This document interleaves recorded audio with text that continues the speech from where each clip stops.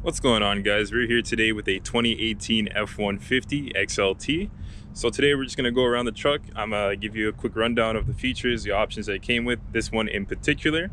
Talk about my favorite features, the things I don't like about too much, and its overall general specs. So let's just get right into it. All right, well, just starting off with the overall appearance of this truck, it's a truck. Most trucks have this general design. The Ford keeps it pretty simplistic. They don't try to push any envelopes in this 2018 model. Nothing that stands out too much, but overall a fairly nice design. If you like the overall looks of trucks, you'll probably like the look of this truck. If you're a Ram or a Chevy guy, maybe not, but in general, if you're just new to getting into a truck and you haven't picked anyone, maybe you'll like this one. They all have a fairly similar design. This one's pretty nice in this darker blue color. All right, so under the hood, today we have the 2.7 liter EcoBoost V6 F150. There are various engine models you can get with this, but if you're talking about the F150, you can get a 2.7 liter EcoBoost like we have right here. You can get a 3.3 liter EcoBoost, and you can also get the 5 liter V8. Now, regardless of which one you get, you do get a fairly good towing capacity and overall power for each one of the vehicles. This 2.7 liter V6 actually puts out 325 horsepower and 400 pound-feet of torque, also with a towing capacity of about 8,000 pounds. So, even though it's the smallest engine, you still get a fairly good drivetrain that can handle most of the things that majority of people will be putting through every day. If you're someone who uses this as a full-on work truck, like construction, you're pulling heavy trailers all the time, maybe you'd want to go for the V8. But if you're using this more as a daily driver and not so much for heavy workloads, and you're just going to be towing every once in a while and stuff, this will probably work out very well for you. Just to point out a couple of features on this truck, this is indicative to a lot of Fords. This keypad on the door, this is very handy and comes in use a lot. If you don't want to carry your keys around all the time, or even if you need to lock your keys inside the vehicle because you don't want to carry them to where you're going, you can always use this to lock your key in the vehicle, and it's secure. And when you get back to the vehicle, you just type in this pin, the special pin that comes with this vehicle. Another feature here that's indicative of Fords is the fuel door here. So as you'll notice, there is no actual fuel cap on this door, just like a lot of Fords from maybe, I think, 2012 and up. They started using this easy fill, as they call it, and you just are able to pull up to a gas station, put the nozzle straight in, this little flap will move out of the way, and then you're able to fill up. You don't have to fill it with any gas caps. So it makes it actually really easy and it's really convenient. Just another feature that's indicative of Fords and this F-150. Just moving on to the back here of the 2018 F-150. So this is a crew cab model, so you get 4 full-size doors, and with that you get a bench seat in the back where it's actually divided in a about a 60-40 split, where these seats can be lifted up in order to give you a full space, just an open cabin if you need more storage back here. That single seat at the back can lift up individually if you just want 2 seats and need some space back there, or if you need these 2 seats raised and then you just use that seat as a sitting spot. But with that being said, this is a very large vehicle. So with a very large vehicle comes a lot of space for passengers. If you have 3 full-size adults, it'll fit very comfortably back here, and there'll be no complaints. Even with a very large person sitting in the driver's seat and the passenger seat, there'll be no complaints in terms of legroom and headroom. All right, just hopping inside of the 2018 F-150. So we'll go around this interior. You'll notice there's not that much to discuss on it. Majority of things are just hard plastics. This hard plastic here, hard plastic there. The cup holders, the steering wheel, no leather or anything like that. But this is a truck, so they give you these hard plastic and fairly durable materials. You can see in some places where the finish is not that great, like right here. But overall, it's a material that's supposedly made to last.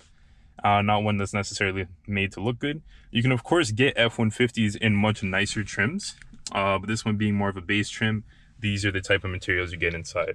You do get Bluetooth and Bluetooth streaming and audio calling and stuff like that, but if you get a base model, there's no Apple CarPlay. You get this little screen here. It still gives you your basic readouts, but it's not touchscreen. There's nothing more you can do with it. There's no navigation, and your just backup camera shows up in there, which is a very, very small display compared to if you got a bigger F-150, or a higher trim level, therefore giving you the better infotainment system.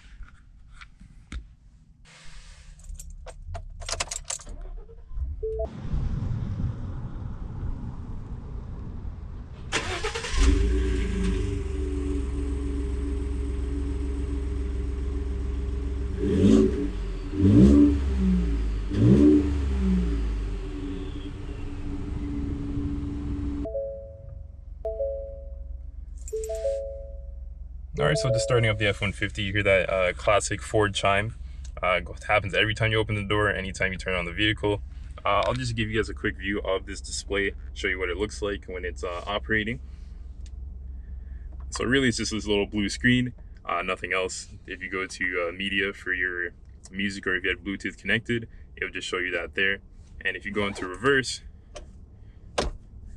it'll show your backup camera there. It does have the direction guides when you turn the steering wheel, but other than that, that's your basic backup camera. And you can do a little zoom in if you press the OK button down here. It'll let you zoom into what you're doing. I guess it's adequate. You know, it is helpful. It's always helpful having a backup camera, but it's obviously nothing compared to if you had gotten a higher trim level and you had a full screen, which is about takes up from here all the way down to here. Taking up the majority of this black plastic would be that screen. All right, so driving the 2018 F-150. So this is, like I said, the 2.7 liter EcoBoost model. It's still a V6. It still makes a decent amount of power, around 325 horsepower. And if you're not very familiar with like how the truck drives, you've never driven another truck in before, you probably feel like this is definitely more than enough power. It also makes a decent amount of torque. It can tow, I believe it's up to about 8,000 pounds, depending on like exactly how you configure it, which is still like a lot. Like you can do pretty much everything you need to do, even with having the smallest engine available compared to having 3.5 EcoBoost or to having the V8. The overall driving experience with the stock tires that come, they're all season tires. A lot of people just drive the all seasons all year round. You don't necessarily need to switch to winters, but if you're more comfortable like that, that's always a good idea. It feels big, which it is, right? But it's not any bigger than any other pickup truck in its class. So if you're accustomed to driving larger vehicles, you'll be definitely fine with this. If you drive like SUVs all the time, this might feel a little bit large to you. You might find it difficult to park. But overall, like it's adequately sized, and it has plenty of space on the inside. The back seats have plenty of room. You'd have no complaints. You can do long road trips in here. It's not too loud. The windows are fairly insulated, like they're pretty thick glass, so you don't really hear much of the road noise compared to a lot of other vehicles, or especially if you've dealt with older trucks, it might be a lot different. But the way they're configured right now, you get like all the space you need. So I'm just on the highway right now, and if you put your foot down, you get ample amount of power to pass. Like you have no complaints driving this on a daily basis in terms of just highway cruising and stuff. The 10-speed transmission brings the RPMs really low when you're on the highway, and it's fairly smooth and fairly intuitive. There's nothing really to complain about in that sense. I find my biggest complaints are at low speeds, or especially putting into the reverse gear. It has a little bit of a delay on the first gen 10 speeds. I think the newer ones got rid of that completely. But if you got like a 2018, which I think is the first year they had put the 10-speed automatic in the trucks, there is a delay going into reverse. But because it has so many gears, it can keep you in proper gear ratios, or like a good gear for the speed you're going at right now. So if you are cruising at the highway at like 100 kilometers, you need to get a little bit faster to pass someone. Like because it will be cruising at 10, it can drop down to 8. Which is still a pretty high gear. You're not going too high into RPM range. And then you still have all the power you need to pass without any issues. When you are driving though, because a lot of the materials are all like plastic and a lot of cheaper materials, especially if you get the base, closer to base model one like this one is right here, you will start to hear like creaks and stuff. Like this armrest, it's like out of place, it's not level anymore. So if you sit with your arm like this, if I were to show you, this side is higher than this side now, just because obviously with someone driving, there's always somebody driving when they're in the truck, not always a passenger.